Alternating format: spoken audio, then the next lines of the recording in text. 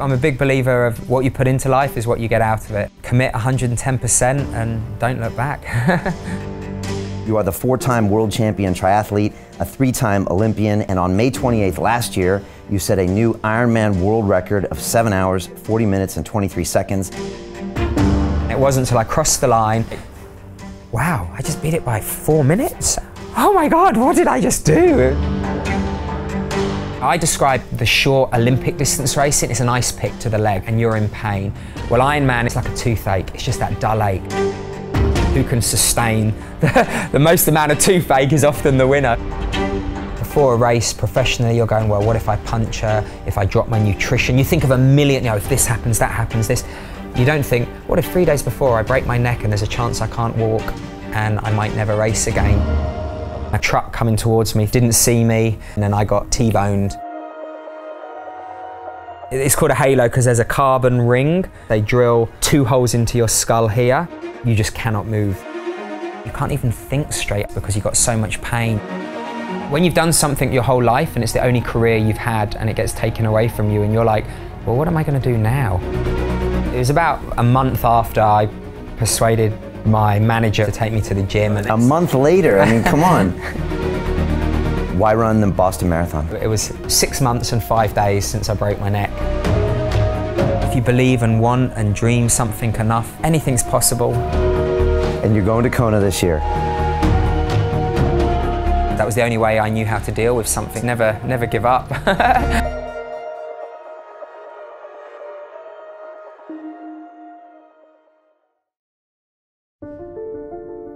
They say that the human race is doomed, that we have lost touch with our true nature, that the media has corrupted us, and that the planet has no future. I disagree. I believe that humanity is full of hope, and that our salvation lies within each one of us.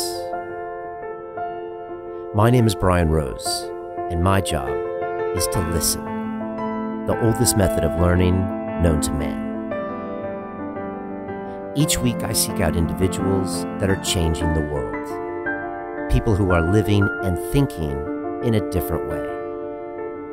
Their stories will challenge your beliefs, make you question your choices, and perhaps inspire you to change.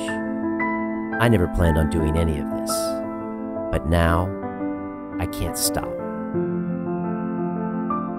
Join me on this mission and make humanity something we can all be proud of. It's time for you to man up, to once and for all, tell your mind who the fuck is boss. I need a fucking answer. What's it gonna be?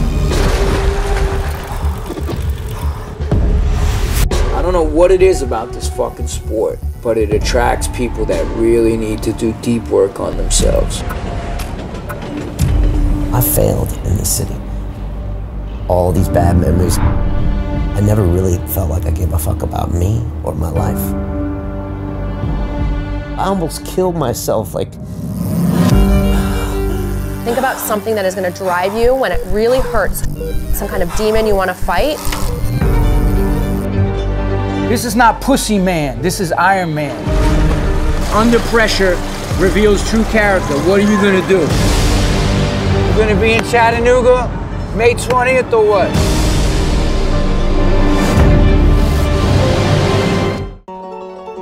Welcome to the crazy life of Tim Don. You win the World Championship for the Ironman race in 2017, and as you're preparing to go to Kona, Hawaii, which is the greatest Ironman race in the entire world, you get hit by a truck and break your neck 2 days before competition. You're told you'll never be able to compete again, and after 39 years of going to Olympics and racing triathlons, your career is over. Unless you decide to wear a halo, a metal medieval-looking device around your head for 3 months that's drilled into your skull to where you literally cannot move. You can't sleep, you can't do anything.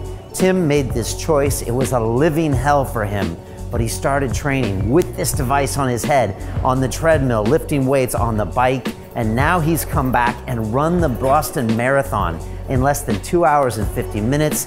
And through rehab, he's now going on and he wants to go back to Kona, Hawaii. What an incredible story. I love Tim and his entire journey, and you're going to love this episode about Mr. Tim Don.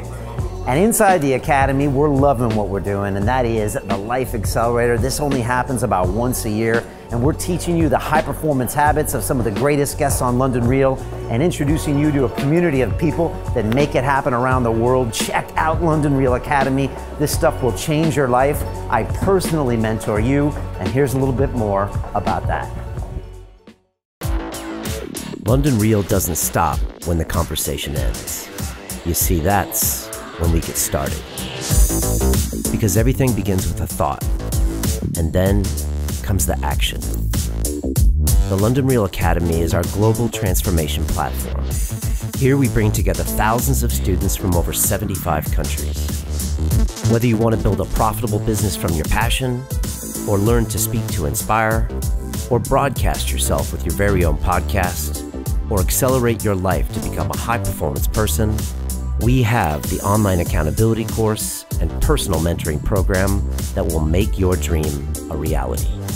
Join us, and we'll take your life to the next level, together. Our next accelerator course is starting soon.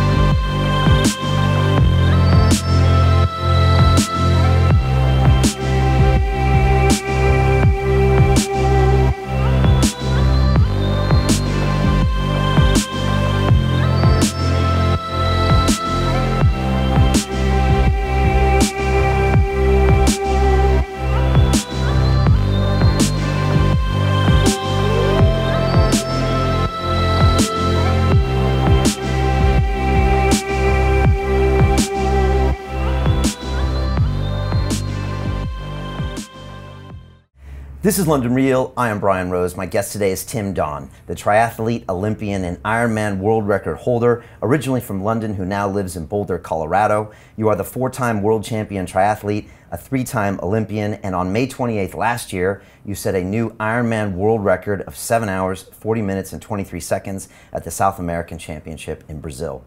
Then, 2 days before the coveted IRONMAN World Championships in Kona, Hawaii, you were hit by a car while cycling and suffered a hangman's fracture to your neck, spending the next 3 months recovering in a medieval-looking halo brace, which was screwed into your skull. Last Monday, 6 months after being injured, you returned to compete in the Boston Marathon, your first marathon ever, where you clocked the incredible time of 2 hours, 49 minutes, 42 seconds. Tim, welcome to London Real. Hey, thanks for having me. Appreciate it. It's great to have you on here. Well, first of all, what's it like being back in London? I mean, this is your home, right? Oh, it's awesome. I haven't been to London for about 2 years now. So yeah, and I'm staying right near Tower Bridge. So yeah, I went for a nice run this morning along the embankment and crossed over and came back on the south side. So yeah, no, when the sun's out, London's a great place to be. It really is. Do you ever miss this country as far as a place to live? You know? Oh, every day. I mean, like, I love living in Colorado and Boulder. You know, it's the ideal conditions for my job, and you know that's why we moved, is because yeah, we just don't have the I guess the quiet roads, the good running, you know, with all the facilities that we need as a professional triathlete. But no, I mean, you know, as I say, you can take the boy out of London, but you can't take London out of the boy. You know, I'll end up back here once I retire. I'm absolutely sure of that. Yeah. Okay, now Boulder, it gets pretty cold in the winter there. So what do you do then for training? Yeah, I mean, yeah, it does get crazy cold. Like sometimes it can be minus 15 degrees, but we have 300 days of sun and there's not much humidity. So I can go running and we can have half a foot of snow and my feet don't get wet because the snow's like a powder.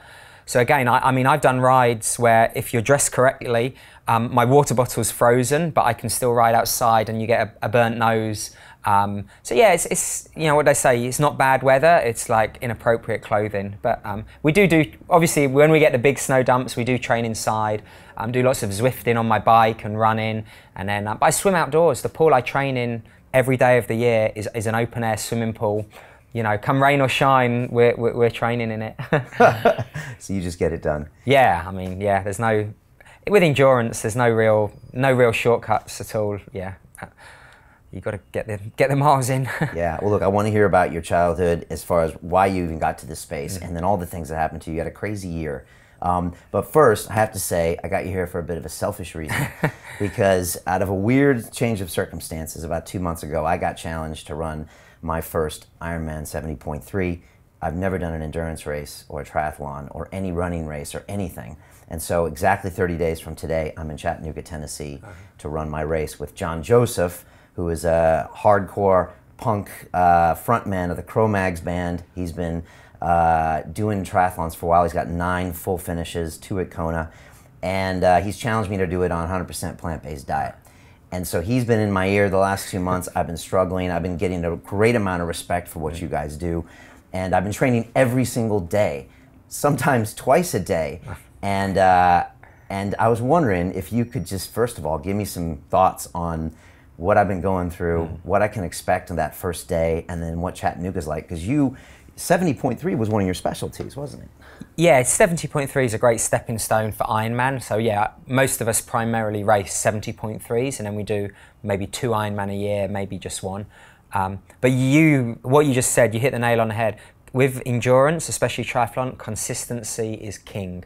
So the fact you're saying you're doing something every day, as opposed to kind of being a weekend warrior and training 7, 8, 9 hours at the weekend, then having Monday, Tuesday, Wednesday off, you know, that's not the best thing for your body to adapt, especially if you're new to endurance. It's a little and often, and then hopefully as your body adapts, it's a little bit more, but very often. And I think also it's hard to find that balance because of the swimming is such a different demand on your body than cycling, and then the same with running. And it's getting that balance of all 3 disciplines going forward. Do you train your strength so you're going to make more gains up, or do you train your weakness to catch up? Yeah, there's so many different ways to do it. But no, I mean, I think you'll have a great time. We had the World Championships in Tennessee last year. And it's a great little city, and the course is really, really challenging actually. I think he set you up a little bit there. Challenging? Wait, tell me more about this. So, the swim's great. It's upriver at the start of the swim. But right? It's a fast swim because, have you done much open water swimming? No. It's a little bit different. I mean, maybe you probably won't be able to get in. You can maybe swim in the Serpentine this weekend if you fancy it in a wetsuit, but it is a different feeling. There's no black line to follow. You know, with a wetsuit on, I'm not sure if Chattanooga will be a wetsuit swim. It's temperature dependent, but there's hustle and bustle. You're going to get dunked. It's a bit water polo-esque, but you need to get on people's feet, you know, to get the draft, and then with the current, you know, because you swim with the current towards the end, that gives you confidence, you feel you're going well. And then the bike, literally at 4 miles into the bike, it's very flat through the industrial part, and then you hit a climb, and it's a 4-mile climb. I don't know if have you ridden out at Richmond Park? Not yet. No. So Box Hill, Newlands Corner. Yeah, I know of them. So it's like that, but 4 miles long. They're about 1.5 to 2 miles long. It's a really honest climb. And the worst thing you can do is feel like a king because it's early in the bike and go too hard there. So, you know, later on when the crosswind comes in, which it always does for the last 20 to 30 kilometers, you've absolutely spent your pennies. Spent your pennies on the climb. Okay, and the crosswind just makes it harder. Yeah, because it's coming from the side. So, yeah, I mean, you know, you're trying to be as aerodynamic as possible, and the wind predominantly comes from the right. So yeah, and it's just energy sapping. Yeah. Okay. I'm not selling this to you, am I? And then honestly, okay. Rather tell you it's hard, and you're going, wow, what was he on about? I'm gonna be thinking about Tim in mile 4. I'll be like, all right, here we go. And then the run, there's bridges and things involved, yeah, right? And they're pretty solid. First of all, you go out actually on a freeway. They close one side of it down, and that's really fast. I think when I raced there, the first 5 kilometers we did in like 16:08. 16. So it's pretty quick. Okay. Then you come back along a beautiful path, you know, along the river, and then you cross I think it's the Tennessee River, the big river, and then you hit the suburbs, and it is like honest hit. Like there's, you know, within London where we are, you know, along the river, there's no hill like that. It's a real real honest hill. And then what you'll find is, I get to the top, I'm running downhill, but by then your quads are probably a bit fatigued from the cycling, so you need to make sure you've taken enough electrolytes, enough salt, so you don't start cramping up, because then you kind of go across a block and then you come back up the hill you've gone down, then back, and then you go over this beautiful wooden bridge, just pedestrian, across the river, do a loop, you can see the finish line, and then you've got to go and do it all again. But yeah, no, the far side of the river is really hilly. It'd be worth if you could get there a few days earlier, maybe not to run the whole course, but just to look. And because the world champs were there, I think it was on NBC, so you might be able, it could be worth watching some of the pro races just to see different, you know, aspects of the course and hear what the commentators normally are pretty clued in, you know, how they describe it, just to give you, but don't tell John that. Okay, all right. And what about just the anxiety of everything? I mean, is there any way to just to kind of, because it's the first one, so you can't really teach that, right? No. Do I just have to stay calm? Yeah, but it's not, maybe not as easy as that. No, definitely. I mean, everyone deals with it differently. How I like to do it is I'm very practical. Kind of like when you get to transition in the morning, you actually have to do a lot of things. You've put your bike in the day before, just for, that's what they make you do. And but you kind of have to check your tires, make sure you've got enough air in, you want to make sure you're in the right gear, so when you jump on the bike, you're not going slow, you've got to put your water bottles in, your gels, your running shoes. Often you've got to put your running shoes in a bag and you hang them up on a hook. There's going to be 2,000 to 3,000 people racing, so can you imagine 2,000 to 3,000 bikes? You want to know where your bike is, so you've got to walk from the swim exit. There's my bike. Where do we go with our bike? What's the shortest way?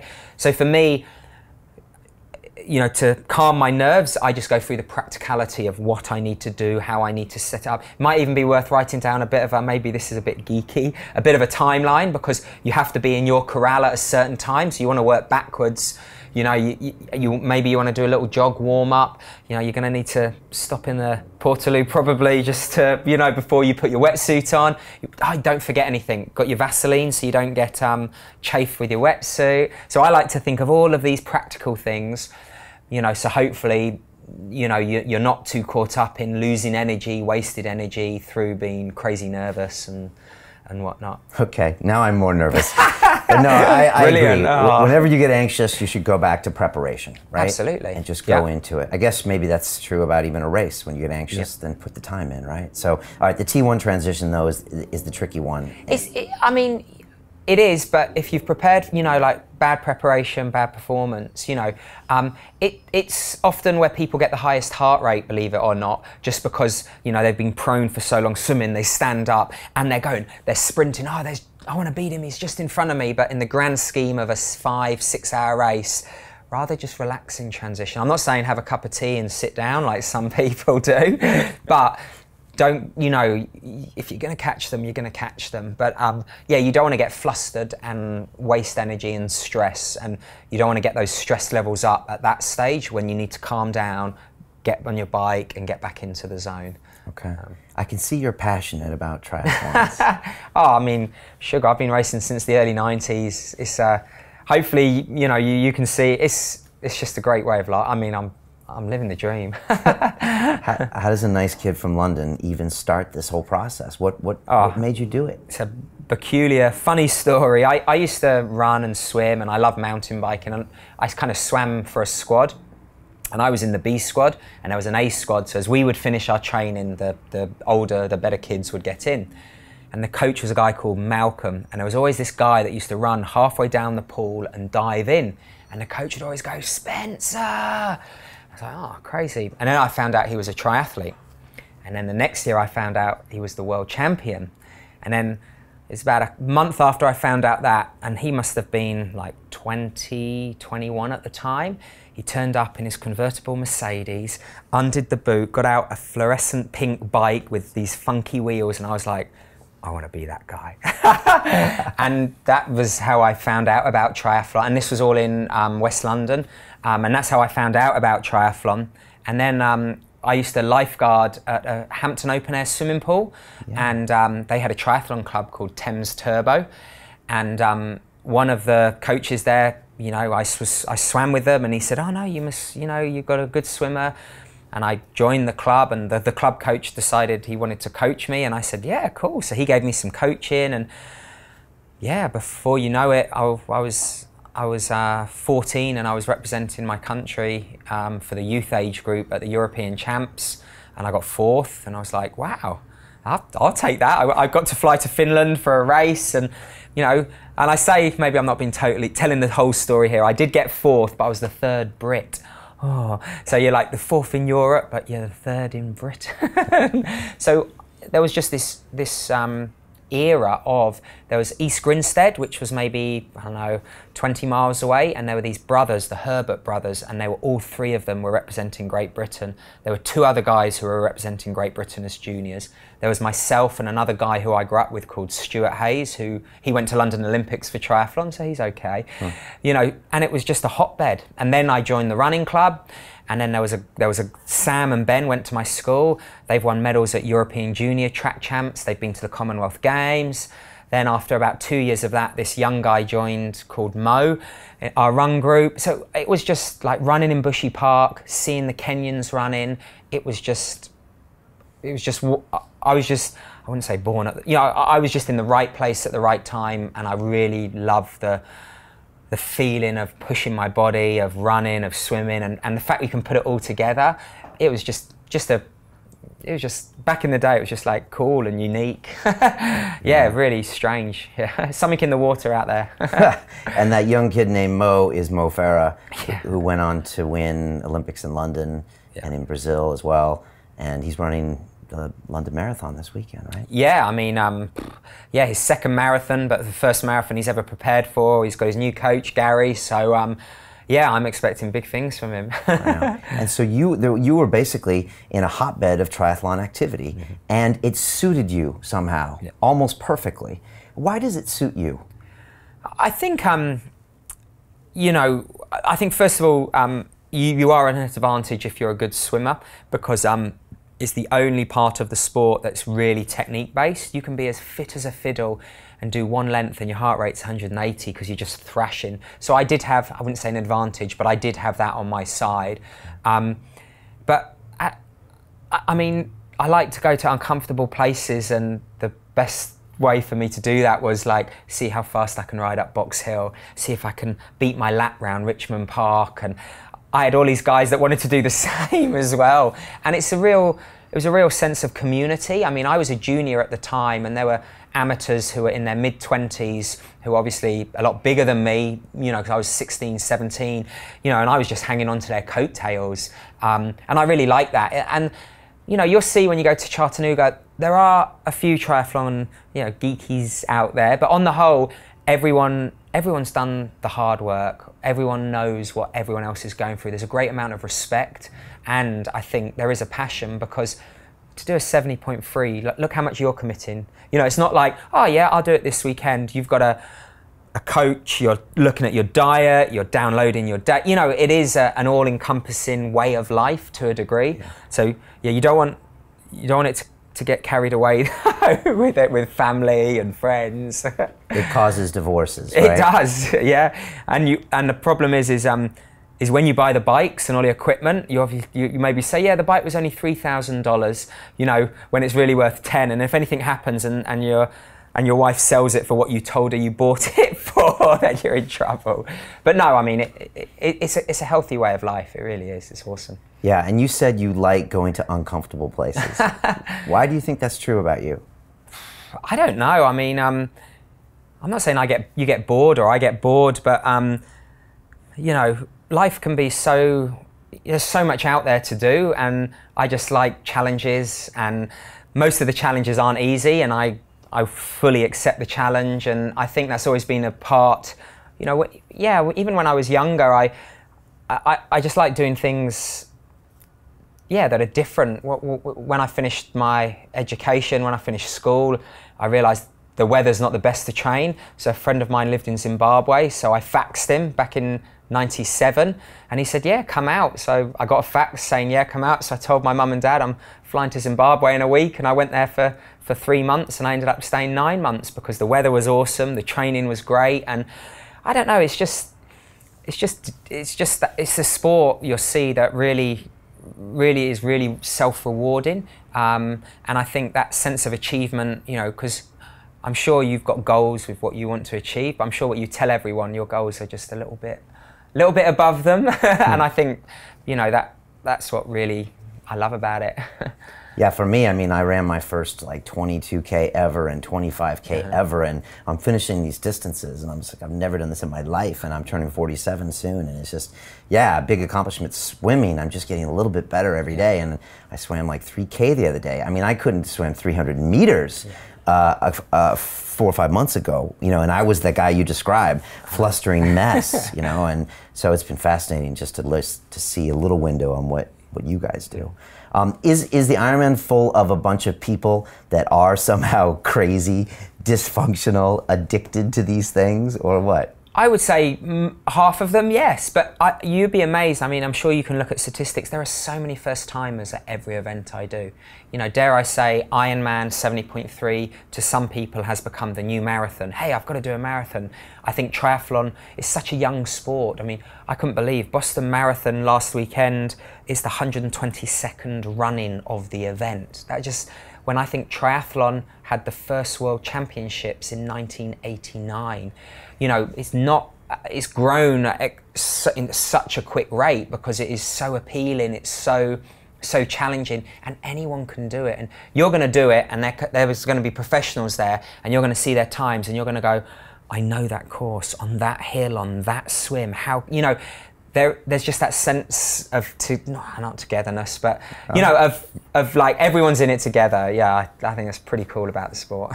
And for someone listening to us that has no idea what we're talking about, what is triathlon? And I remember my coach said one time, it's not 3 different sports, it's actually one sport with like 3 disciplines. Can you explain to people what it is and then the different distances too? So, you know, triathlon is swimming, cycling and running in that order. And they have various distances, and I would say the 3 classic distances are what we call the Olympic distance, which is 1,500 meters swim, 40-kilometer bike, and a 10-kilometer run. And then you jump up, roughly double that. It's a 1.9 kilometer swim, a 90-kilometer bike, and a 21K run, which is what you're doing, the 70.3. And the reason they call it 70.3 is the whole distance in miles is 70 miles. 0.3, and then you go to the full Ironman, which is a 3.9 kilometers swim, 180 kilometer bike, and then a full marathon. And if you're really crazy, there's something called the Ultraman, which is a 10 kilometer swim. It is, I think in total, 280-mile bike, and then an 80-kilometer run. But that is not for that's too bonkers for me even. Okay. And they do that in Hawaii usually? And there's qualifying races, and then the World Championships are also in Hawaii, about normally early November. Okay. Is that what Rich Roll did and got famous for? Yeah. Okay. Yeah, the But Ultraman. you don't play that? No. Is that also a recipe for injury, or is that just a different kind of crazy? It's a different kind of crazy. I mean, I think the mental side of that is very large, and you're pushing your body in different ways, you know, kind of like up to Ironman distance and shorter, you know, you're on the edge, you know, your heart rate's close to that red line, but you don't want to go above it. But with that, you're kind of going relatively slow, but it's just that mental game you play with yourself as the endurance goes. And it's not a professional sport really, so it's hard to kind of make a living doing it, which is what we do. What, so the ultra is not a professional sport? Oh, I mean it is, but I mean I don't think there's any prize money if you win and so forth. So Right. You know, you get the trophy, but It's not something you make a living at. No. Yeah. Okay. And then when it comes to transition between those disciplines, that's where it kind of gets interesting, right?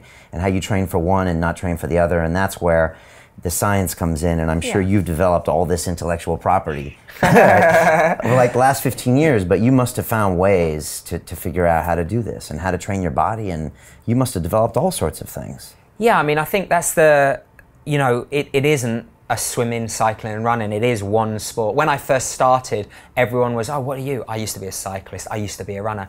Now, I've seen on the British Triathlon website, there is a junior development series for 7-year-olds as triathletes. So the sport is evolving, and I think that biggest thing I can say is the synergy of your week. Your coach and yourself have to understand what the energy takes from a run and a cycle and a swim, because you do a hard run and then you've got a hard bike, but you've got to know, even though it's a slightly different muscle group, it's still, maybe the running might take more out of you than the biking. So you need to find that balance. So, you know, you're not having like 2 days hard, 1 day off, 3 days hard, 1 day off. You really want that kind of flow of the week. And for someone like yourself who's very new to the sport, I can imagine that was challenging for you guys. You know, you were finishing sessions going, I've got to run this evening, or tomorrow it's the weekend, I've got to ride, you know, 30 miles. And it is, you know, having faith in your body and fueling your body right. So that's why, especially you going forward with plant-based diet, it is key not to think I'm hungry. If you're thinking you're hungry, it's probably too late, you know. And again, you need the right food groups. You need to get more protein in, more carbohydrate in to get ready for recovery. But yeah, no, and that's the challenge. You know, I always say it's simple to be a cyclist, or I'm not saying it's easy, but you know, just one discipline. But with triathlon, you know, just think of the equipment bags you need in the back of your car. It's just, yeah, all encompassing, it really is. Yeah, I think last week and on Friday, I swam like 3K and I had to get my wetsuit and go out in the thing. And then on Saturday, it was the 22K run. And then it was Sunday, it was a 75K bike, followed by the 5K run. And it nearly killed me. And I was like white as a sheet. My wife, she's like, are you sure? I gotta do the brick. And I'm like running down on my jelly legs. And then Monday's back to the swim. Yeah. And it's just like, that's what you guys do. And you probably do double and triple that. I've seen some of your videos. So yeah, it's much respect to that whole mindset, and it is quite complicated, and there's gear with each stage, and yeah, nutrition and all that stuff. So, but after you did that weekend, how did you feel? Like, I did it, you know, so I felt great. I did it, and now, funny enough, my swim days feel like rest days. Yeah. And so active recovery is golden. Yeah, it's just this weird thing. So I'm really loving the challenge. I'm learning a lot, but I have bad days too. I have bad nutrition days. I get nasty and angry. I'm sure you have some nasty times too. You know, and so you started getting into this. You started getting good, and you started going to Olympics. I mean, you know. Yeah. Well, you make it sound so. Yeah. You know, that's big. No, I think. Yeah. I mean, I was in 1998. I won the Junior World Championships in Lausanne. And that's where the IOC are based. And that was the year they announced triathlon will be in, for the first time, it will be in the Sydney Olympics. So I went from a junior to like, wow, that's in 2 years. If I can pull some things out the bag, I might be able to represent my country at the Olympics. And that was one thing that was gutting is, you know, as a top athlete, you dream of going to the Olympics. And my sport wasn't an Olympic sport, but then it became this Olympic sport. And yeah, over the next 2 years, 1999 and 2000, I was able to improve, and I got selected, you know, because I did well in the races. And I mean, and like, there are a few countries where triathlon is huge, and Australia is one of them. I mean, it's a summer sport, let's be honest. It's hard as anything to train in the winter. And at the time, they had some world-class, you know, triathletes, and it was the first medal event was the women's triathlon, and they won silver. And then the next day, the second day of the Olympics, was the men's race. And, you know, it's in Sydney, it's free to watch. It's a multi-lap course, because again, with the Olympic distance for the professionals, normally the swim is 2 laps, and the bike can be anywhere from 4 to 8 laps. So it's short, criterium, lots of corners. And then the run, this was around, is it McGregor's Chair down George Street? So I think it was 2 laps of 5K. Oh my gosh. The crowds were just insane. And I remember I was on the start line, as I was myself and a Spanish guy, Ivan Rana. We were the youngest two who were there. And I remember just looking behind me, and you got the Sydney Opera House right there. That's where we dove off. You got the bridge, and I'm like thinking, wow, man, this is like, what? And it was the second day of the Olympics, so then I could enjoy watching the rest of the British team compete. And yeah, I always say this, and I highly recommend it. If you can, go and watch an Olympics. You know, it's just all encompassing. It's just a fantastic. The whole city comes alive. I mean, when I was here for London, watching, and how cool was London? Yeah, for those 2.5, 3 weeks, it really is a celebration of sports. It's amazing. One of the highlights of my career, going to the Olympics. Going to the Olympics. Yeah. Okay. And what is the Olympics not? Like, what would we not know what it's not? I mean, is it Is it difficult? Can it be anticlimactic? You know what? Yeah, I mean, it's depressing. I would say there are, you know, in most sports, there are three types of athletes that go to the Olympics. There are the athletes that just want to go to the Olympics and they qualify and they have won because they're representing their country. There are guys that are fighting for a podium and get 4th, 5th, 6th, 7th, 8th, and they've put 4 years of their life. It's like a business meeting, 4 years of your life, and you just missed the contract. It's 24 hours a day training, you know, what we do. We can't turn off. And those guys, it's hard. It's a hard pill to swallow. And then there's the guys that get on the podium, and that's why we're there. That's what we live for. But because of that, and there's only 3, and it's every 4 years, man, it's hard as anything to win an Olympic medal. That's why anyone that's won an Olympic medal, I've got so much respect for, and anyone that's won, I don't know how, Sir Stephen Redgrave, 5 days over a period of kind of 20 years, he was the best in the world in what he did. That's just mind blowing. Yeah. That means like every hour of every day you have to be physically, emotionally doing the business, prepared, everything. Yes, I mean, you know, it's kind of like, you know, you are kind of, in a way, you're self-employed, but the harder you work, the better you become. So the more you put into it, the better the result will be, the better the performance will be. So, you know, and I'm not saying, oh, you should go to bed at 9:30 every night and not have alcohol and, you know, et cetera, but there has to be a balance, because, you know, too much obsession is very unhealthy in anything in life. But definitely there is, yeah, it is work and reward. It is, especially triathlon, the endurance sports, you know, there's, again, I'm probably going to annoy, you know, there are some sports which talent, you know, golfers, I mean, those guys train hard, but sugar, I could train 10,000 hours. I am not going to hit a golf ball in a straight line. But with endurance sport, as you'll see, you've done how many weeks training now? Yeah, probably 10 weeks. And how much has your swim improved? It's massive. And that is just through hard work, you know? Good coaching, hard work. And the reward for that for you is just like, you know, when you look back on this, whether you do another triathlon or not, man, you've learned something, those dark places on those 5K runs off the bike, you're learning about yourself and, you know, that commitment you have. And I think, yeah, definitely endurance sports and triathlon really shows that, because it is so hard to balance the 3 sports. You seem like you could get obsessive about that. That's what my wife says, Kelly. I guess that's why I'm still doing it. Was the family in a bit of a way to get you off being too obsessed? Do you have things in your life that give you balance?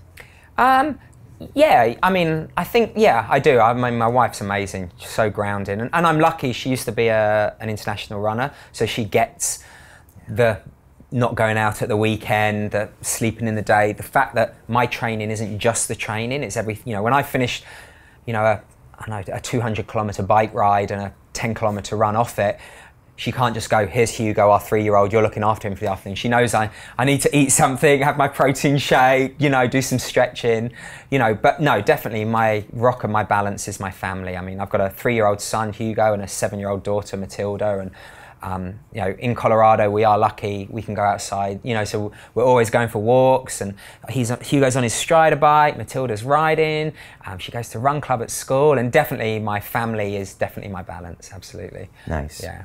How did you get into Ironman then? You know, Ironman is again, I'll take the running comparison. You know, I did the Olympic distance racing, which is a 1 hour 40 to 1 hour 50 race, and that's a bit like track running, the 5,000 and 10,000. And right. I'm not getting any younger. And as you get older, you lose your speed, and it's also a very demanding circuit, the World Triathlon circuit. So you have to travel all the time and be there. Absolutely. I mean, you know, the first race is normally in Australia, then you've got 2 in Japan, then you maybe go to Canada, America, back to Europe, then Bermuda, you know, that and then you've got to go a week before, stay a few days after, then you have training camps at high altitude, and it is very taxing, but it's more, you know, and now I've got to the stage where as I got older, I was losing the speed, you know, so like running, you maybe go to half marathon and marathon, so then you go up to 70.3. And it took me about a season to find my feet and change the style of training, because it is very, very different. And then you make the decision, do you want to do an Ironman? Because if you're doing an Ironman, it's feet first, it's all in. And I liked 70.3, and I said, well, in for a penny, in for a pound. So I did my first Ironman in 2014 in Mallorca.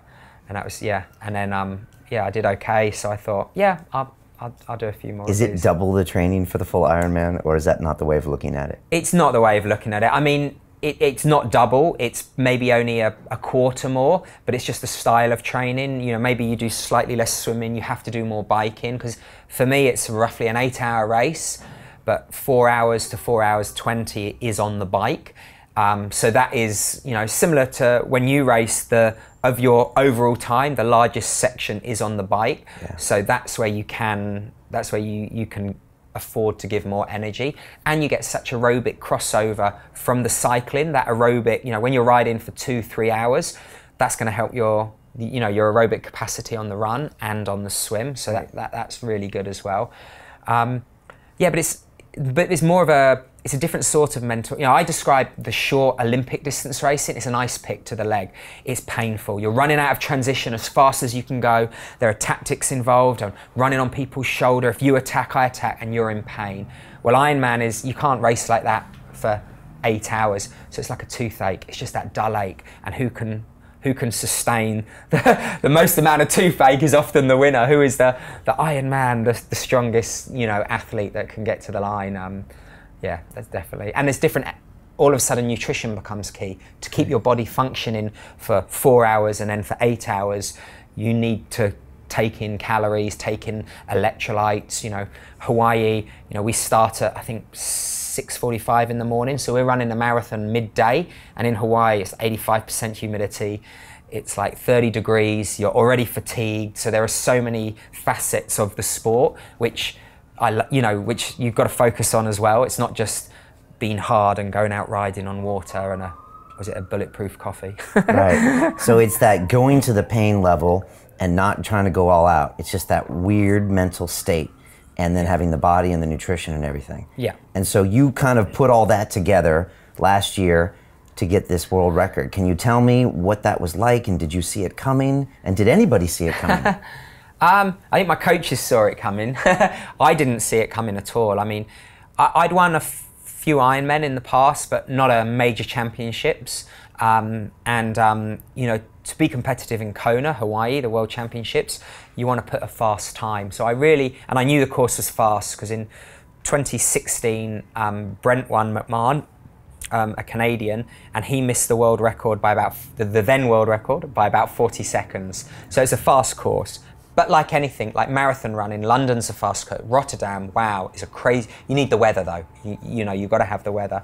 So my goal was to be competitive and hopefully win, get on, because I got second in it the year before. So I really wanted to win a major Ironman. And what is the mindset? Do you go in saying, I'm gonna win? No, that's arrogant. That's arrogant and can hurt you. Yeah, I think so. I mean, it's such a long day in the office, that there are so many ups and downs, and you can control what you can control.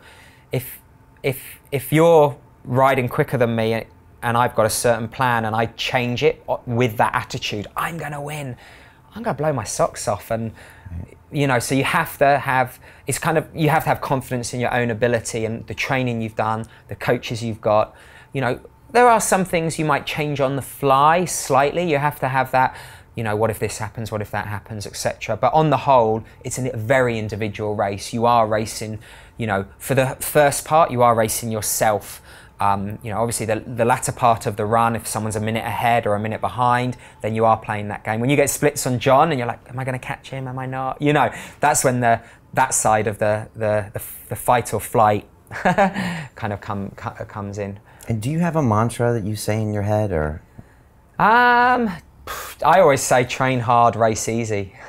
you know, and some people misinterpret that train hard means absolutely killing yourself every day, but it's having a training program, looking at it, believing in it, and doing what your coaches say. That to me is training hard. It's not a case of always swimming at the front, running at the front, going as hard as you, PB, you know, training smart. But yeah, I always, and then race day should be relatively easy in terms of the execution, because you've done the work, you believe in the work, your coach has said you can do X, Y, Z, and that's all you need to do. It's an expression session of all of those hours of training that no one sees.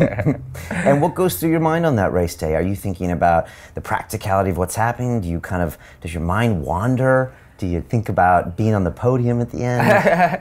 You know, on the whole, I like to, you actually have to think quite a lot within the race, because, you know, as the race is going, there are lots of things you need to do. You know, in the swim, you need to make sure you're swimming in a straight line, you're following the right person, you know, your goggles aren't leaking. Then towards the end of the swim, you're kind of, well, where's my bike? Okay, here, you know, and all of a sudden, that's the first hour gone. Then once you're on the bike, you need to make sure you've got your nutrition strategy right, your water bottle hasn't jumped off going over a speed bump, you know, your pacing's right. You can't ride, this is another thing, you can't ride too close to the person in front. So, and we call them draft busters on motorbikes, saying, you know, that, so you have to make sure you're not too close to someone. But if you're too far, someone's going to overtake you, and then if everyone does that, you're just going backwards, and so there are lots of things. So I'm very much focused on the process, not the goal. But in saying that, of course, the wine wonder. You know, you're having a good race, or you're in contention at certain points, and you're like, wow, what if oh my gosh, oh wow, what this you want to? Yeah, of course you do. I'm going to be honest. And what was it like that last 5 miles then of that race? You know, it's still hard. You know, I mean, I guess arguably I won the race by over 20 minutes, so I had the race sewn up. But you've done so much that I would rather race scared than race, hey, I'm the man, I'm the king. You know, that's, for me, that's just, you know, so you're still thinking, don't cramp, you know, don't go too quick, because you don't want to make sure, you know, I'm still sticking to my strategy of my energy gels, my water, you know, and one of my good friends, Leo, was there with about 1.5 kilometers to go, I guess a mile to go.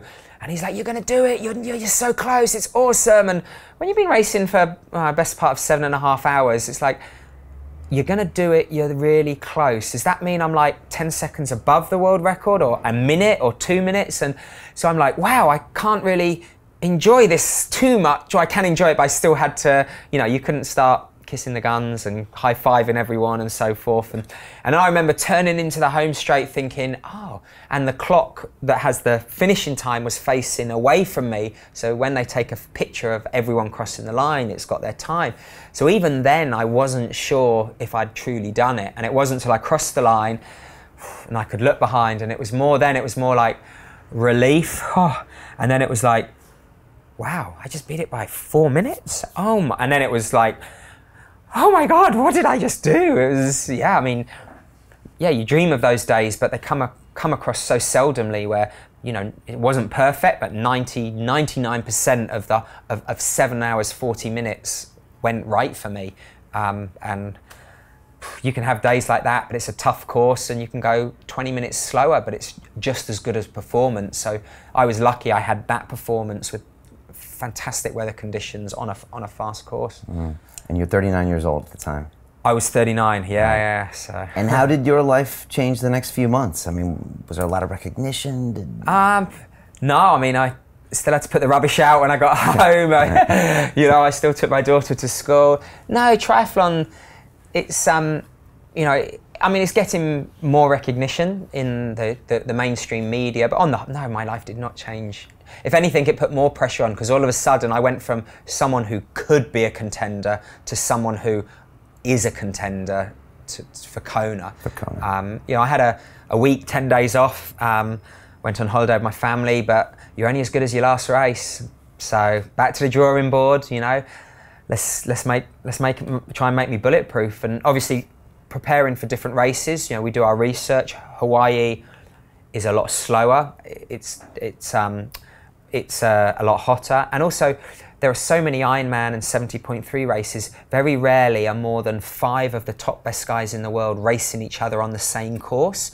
While in Kona, everyone who's anyone's there, so the dynamics of the race change, so you have to take that into consideration. So for me, it was like, I've proven myself, I still want to be the world champion. Right, and you were feeling good and you were ready to go at Kona.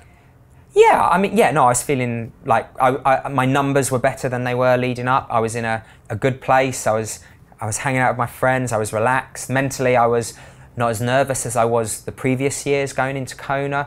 Yeah, I was really excited. I was excited. I was looking forward to racing. Now, I was just watching you when you described the Sydney Olympics, and you said, I turned around to look at the Opera House, and you turned about this far. Yeah. And so most people watching us think that, you know, you're just a normal guy and you're completely physically fit, but something happened 2 days before Kona that's defined your life for the last 6 months. Can you walk us through those events?